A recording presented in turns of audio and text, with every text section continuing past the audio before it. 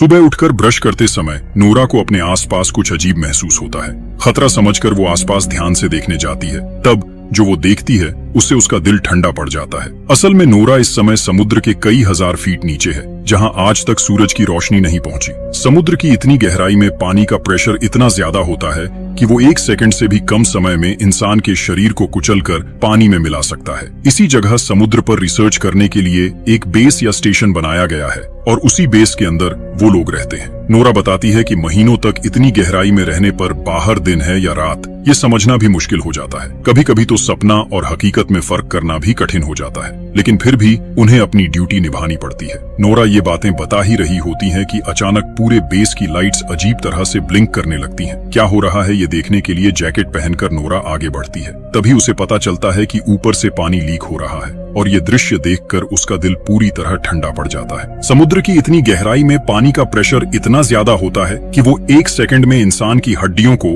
Powder की तरह कुचल सकता है। लेकिन नोरा इसके बारे में ज्यादा सोच भी नहीं पाती कि अचानक बेस की दीवार टूट जाती है और अंदर पानी घुसने लगता है। अपनी जान बचाने के लिए नोरा पूरी ताकत से दूसरे कॉरिडोर की तरफ दौड़ने लगती है और सो रहे दूसरे क्रू मेंबर्स को जगाने की कोशिश करती है। ऐसा खौफनाक मंजर देखकर वहां मौजूद सभी लोग चिल्लाते हुए नोरा के पीछे दौड़ने लगते हैं। काफी कोशिश के बाद वो लोग एक दूसरे रूम तक पहुंच जाते हैं, लेकिन उस रूम के डोर का सिस्टम फेल हो चुका होता है, इसलिए वो किसी भी तरह लॉक नहीं हो रहा था। समय बर्बाद किए बिना नोरा जल्दी से अपने हाथों से उस डोर के सिक्योरिटी सिस्टम को ठीक करने लगती है। तभी वो देखती है कि कई क्रू मेंबर्स पानी से लड़ते हुए अपनी जान बचाने के लिए उनकी तरफ दौड़ रहे हैं। नोरा चिल्लाकर उन्हें और तेज दौड़ने के लिए कहती है, लेकिन डोर तक पहुंचने से पहले ही समुद्र का पानी उन्हें पूरी तरह निगल लेता है। ये भयानक दृश्य देखकर उनमें से एक नोरा से कहता है कि जल्दी से डोर बंद कर दो, वरना सब मर जाएंगे। आखिरकार नोरा फिर से बटन दबा देती है और आखिरी पल में जोरदार आवाज के साथ गेट बंद हो जाता है। कुछ ही सेकंड में सब कुछ फिर से अजीब तरह से शांत हो जाता है। थोड़ी देर बाद उनका एक साथी रोड्रिगो कहता है कि शायद कोई बड़ा भूकंप आया होगा, वरना ऐसा होना मुश्किल है। इसके बाद वो लोग कंट्रोल रूम से संपर्क करने की कोशिश करते हैं,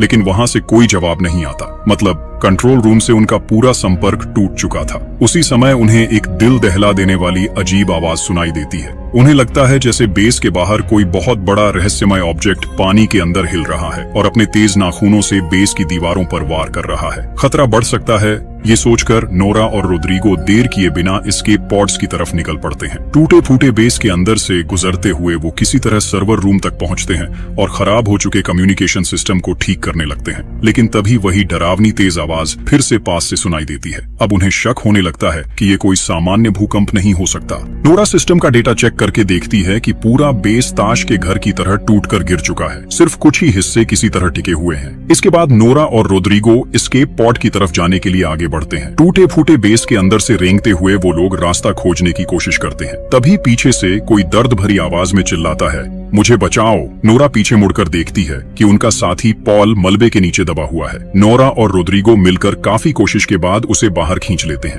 अब तीनों मिलकर एस्केप की तरफ बढ़ने लगते हैं। आगे का रास्ता इतना तंग हो चुका होता है कि उन्हें रेंगते हुए आगे बढ़ना पड़ता है। सबसे आगे नोरा होती है। अचानक उसकी नजर एक डेड बॉडी पर पड़ती है। उस आदमी की आंखें अभी भी खुली हुई थीं और उनमें इतना डर था कि लगता था मरने से ठीक पहले उसने कोई बहुत डरावनी चीज देखी थी। ये दृश्य देखकर उनके मन में डर बैठ जाता है कि शायद समुद्र की गहराई में कोई भयानक चीज जाग चुकी है जो इंसानी कल्पना से भी बाहर है। काफी मुश्किलों के बाद वो लोग आखिरकार पॉड रूम तक पहुंच जाते हैं, लेकिन पॉड रूम में पहुंचकर उनके पैरों तले जमीन खिसक जाती है क्योंकि वहां एक भी एस्केप पॉड नहीं बचा था। वहां सिर्फ कैप्टन लूसियन खड़े थे, लेकिन डोर लॉक होने की वजह से वो अंदर फंसे हुए थे। नोरा किसी तरह बाहर से डोर खोल देती है। बाहर आने के बाद कैप्टन बताते हैं कि जितने भी पॉड्स थे उनमें बाकी क्रू मेंबर्स को पानी की सतह की तरफ भेज दिया गया है। अब उन्हें किसी भी तरह सबमर्सिबल रूम तक पहुंचना होगा। नोरा कैप्टन से कहती है कि पूरा बेस लगभग नष्ट हो चुका है। उन्हें ये भी नहीं पता कि कितने लोग अभी जिंदा हैं या वो खुद बच पाएंगे भी या नहीं।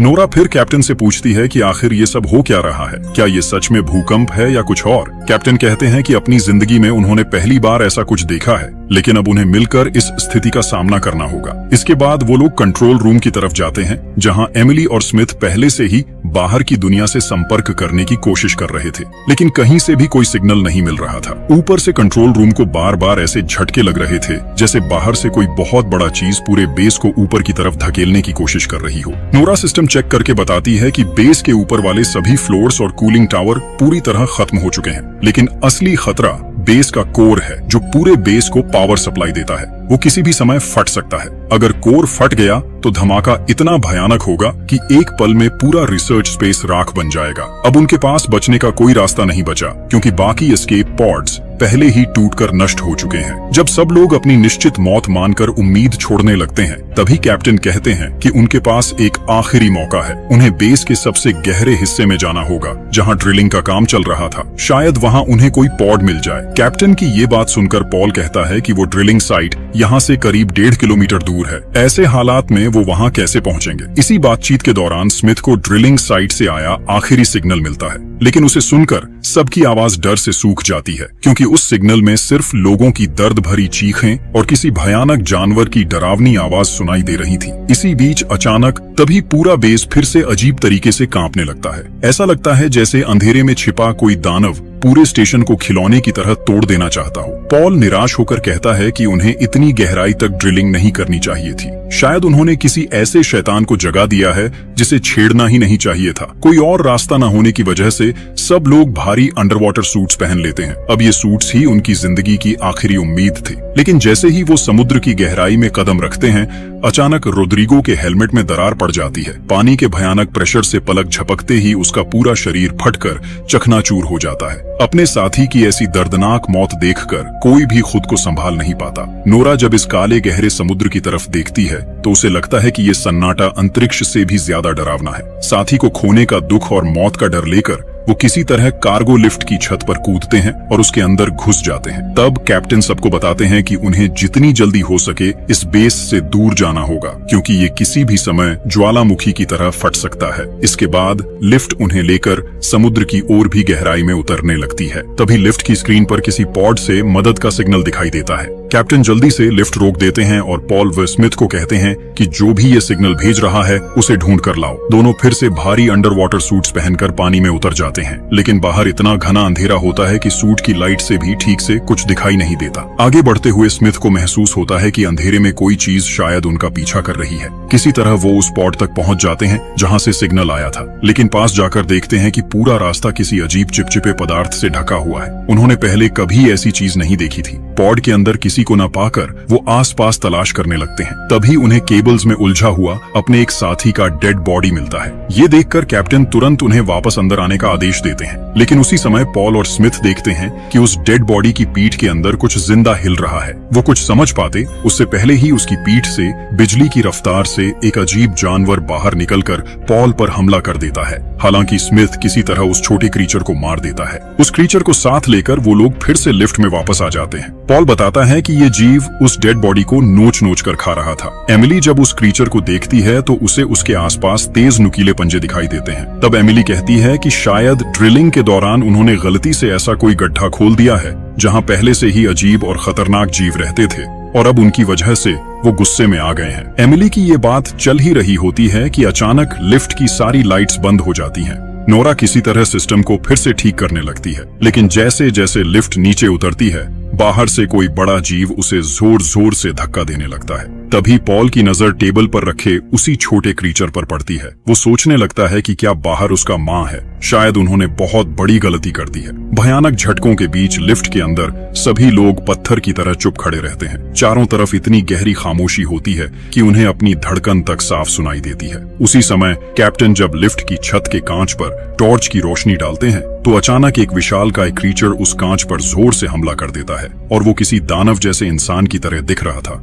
सब लोग बुरी तरह डर जाते हैं। तभी अगले ही पल बेस के ऊपर वाले हिस्से में जोरदार एक्सप्लोजन हो जाता है। रोशनी इतनी तेज होती है कि लगता है जैसे समुद्र की गहराई में अचानक सूरज निकल आया हो। इस धमाके के झटके से लिफ्ट के मोटे केबल्स टूट जाते हैं और लिफ्ट तेजी से नीचे गिरने लगती है। इसलिए सभी लोग जल्दी से अपने हेलमेट्स पहन लेते हैं। लिफ्ट समुद्र की तलहटी से टकराने से पहले ही वो लोग बाहर कूद जाते हैं, लेकिन एक्सप्लोजन की वजह से ऊपर से ब्रिज के भारी लोहे के टुकड़े और मलबा बारिश की तरह गिरने लगता है। अपनी जान बचाने के लिए सब लोग एक दूसरे को संभालते हुए किसी तरह दौड़कर ड्रिलिंग चेंबर के दरवाजे तक पहुंचते हैं। चारों तरफ गहरा अंधेरा होता है और उस अंधेरे में कुछ अजीब सी परछाइयां दिखाई देती हैं। उधर ड्रिलिंग चेंबर का डोर भी जैम हो चुका होता है। काफी कोशिश के बाद वो लोग किसी तरह उसके अंदर घुस जाते हैं। तभी ऊपर से फिर एक डरावनी आवाज सुनाई देती है। कैप्टन सबको समझाते हुए कहते हैं कि शायद ये ऊपर से बेस के टूटे हुए हिस्से गिरने की आवाज है।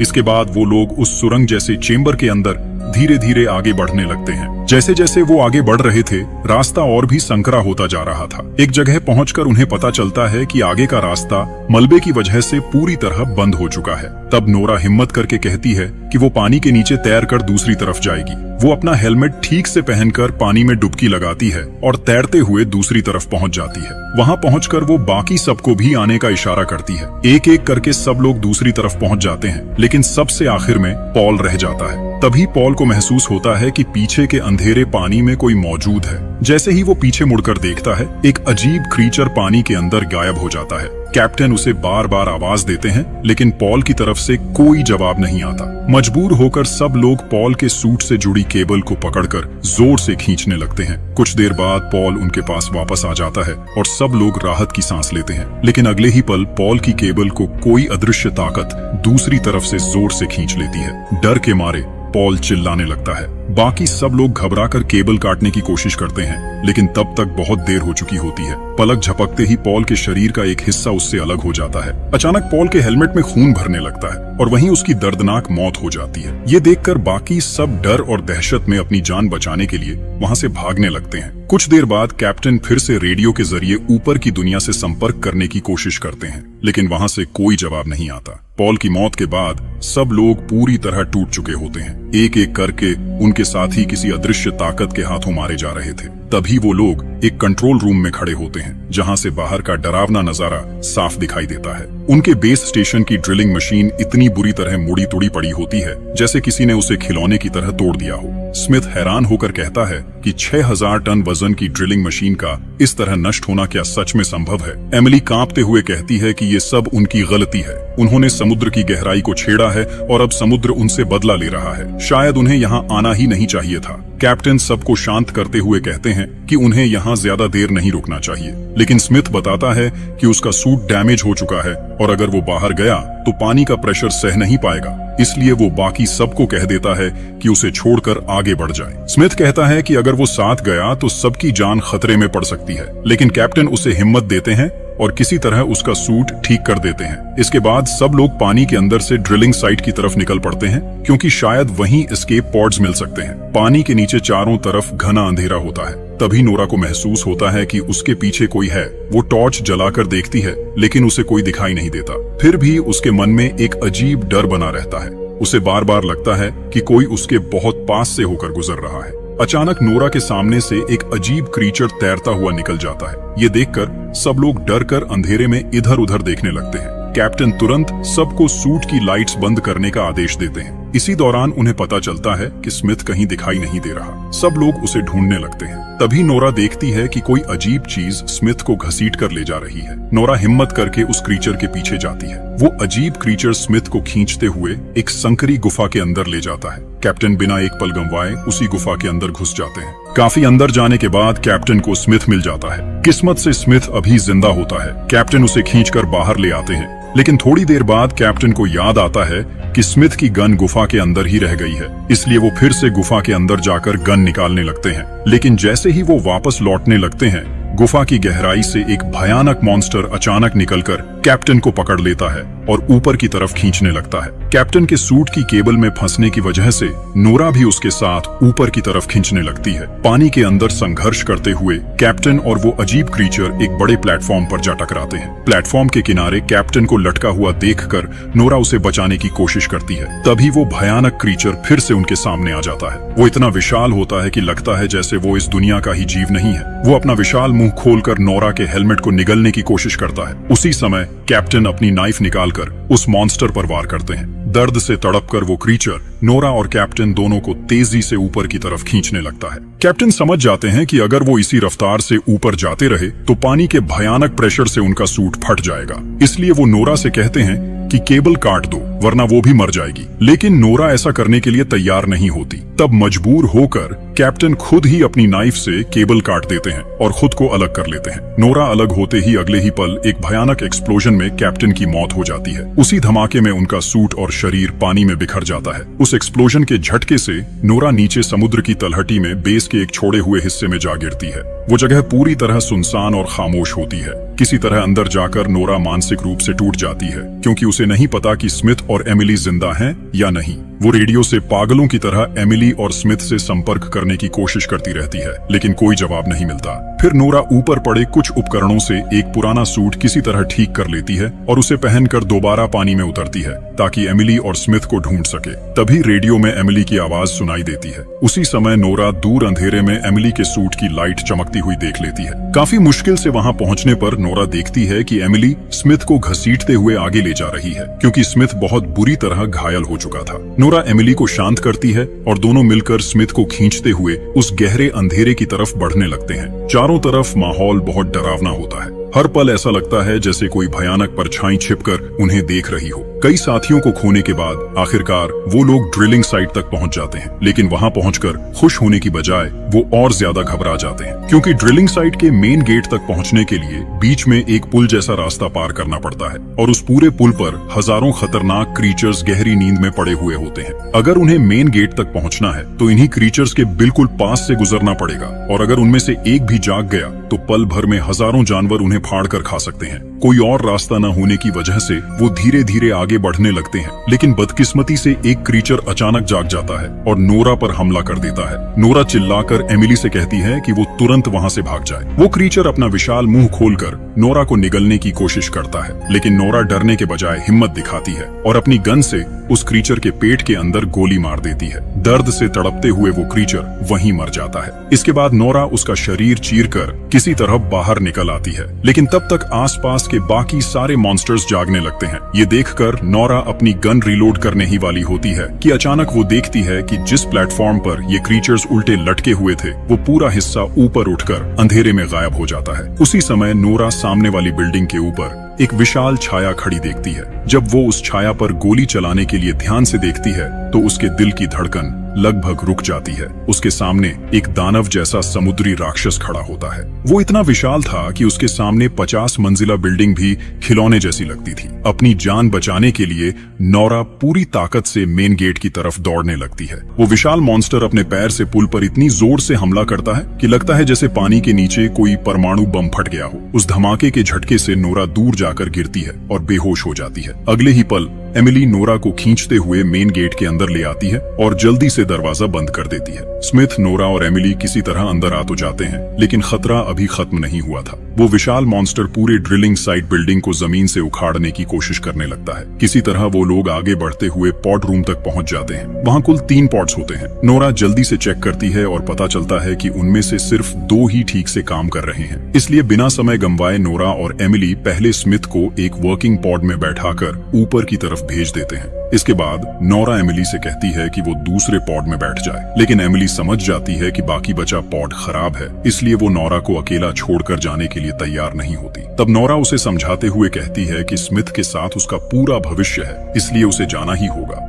एमिली रोते हुए कहती है कि नोरा को जरूर वापस आना होगा, वो उसका इंतजार करेगी। ये कहकर नोरा एमिली का पॉड लॉन्च कर देती है। अब पूरे बेस में सिर्फ नोरा ही अकेली बची होती है। उसी समय पॉड रूम की कांच की दीवारों पर बाहर से छोटे छोटे क्रीचर्स हमला करना शुरू कर देते हैं। नोरा सिस्टम चेक करती है और देखती है कि हजारों अजीब क्रीचर्स स्मिथ और एमिली के पॉड्स का पीछा कर रहे हैं। नोरा गहरी सांस लेकर बेस के पावर कोर को अपने हाथों से ओवरलोड कर देती है। इससे पूरे बेस स्टेशन का सेल्फ डिस्ट्रक्ट मोड चालू हो जाता है। कुछ सेकंड की काउंटडाउन खत्म होते ही वहां भयानक एक्सप्लोजन हो जाता है। ये धमाका इतना ताकतवर होता है कि वो विशाल समुद्री मॉन्स्टर भी इससे बच नहीं पाता। उसके साथ साथ बाकी सारे क्रीचर्स भी आग में जलकर खत्म हो जाते हैं। इस तरह नोरा अपनी जान कुर्बान करके अपने दोनों साथियों की जिंदगी बचा लेती है। बाद में न्यूज में दिखाया जाता है कि ड्रिलिंग साइट से 2 क्रू मेंबर्स को जिंदा बचा लिया गया है और इसी के साथ कहानी खत्म हो जाती है। ये कहानी दिखाती है कि जब इंसान प्रकृति की सीमाओं को पार करने की कोशिश करता है तो प्रकृति उसे कड़ा सबक सिखाती है।